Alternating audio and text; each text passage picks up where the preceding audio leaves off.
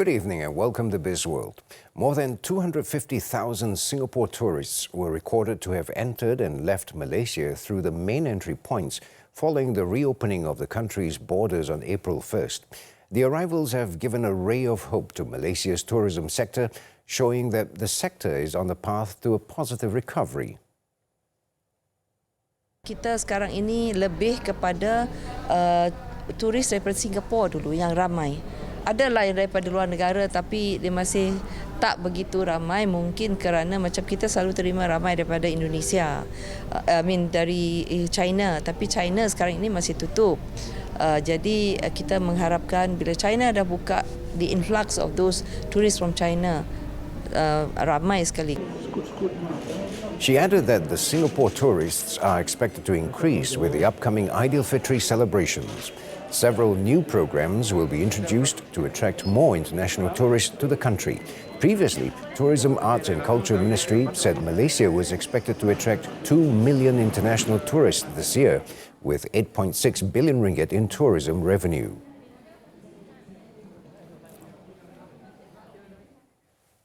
Petronas Gas has set a higher capital expenditure at 1.4 billion ringgit versus last year's 1.2 billion ringgit as the country enters the endemic phase. Its CEO, Abdul Aziz Othman, said the higher spend is due to higher demand and activities seen thus far. So this year, our capex is going to be slightly higher than what was spent last year, which is about 1.4 billion thereabout. Again, we are spending slightly higher because with the country going into endemic, we expect to have more maintenance activities as well as more progress into the growth project that we have announced last year. He was speaking at Petronas Gas's 39th annual general meeting. PGB provides service of moving gas and processing the gas, whereby the amount of gas will be determined by the shipper and the clients. On its non-binding expression of interest for a third liquefied natural gas LNG storage tank in Pengerang, Johor, Aziz said the process is still ongoing and a decision on it will be made by year-end.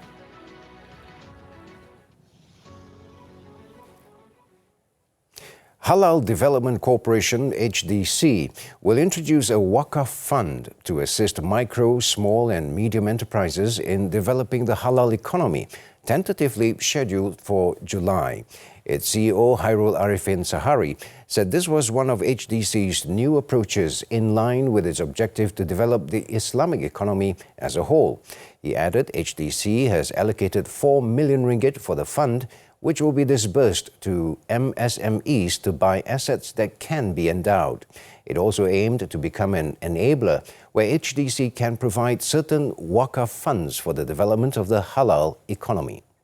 HDC plans to work with takaful providers to assist small and medium industry SMI entrepreneurs.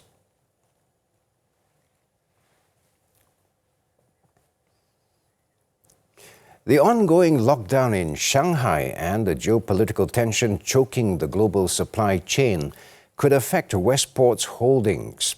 Hong Leong Investment Bank, HLIB, said the negative spillover could affect Westport's first half of current financial year throughout volume, despite its yard utilization rate easing to below 80% currently. Overall, the firm remains cautious on Westport's near-term outlook, given the increasing uncertainty on the global supply chain disruption. HLIB also lowered Westport's financial year 2022 to 2023 core profit after tax and minority interest forecasts by 3 to 6%. It also raised its effective tax rate assumption to account for the higher tax expense arising from deferred taxes. And that's all for Bizworld today. I'm Raymond. Stay tuned to TV3 and selamat berbuka puasa.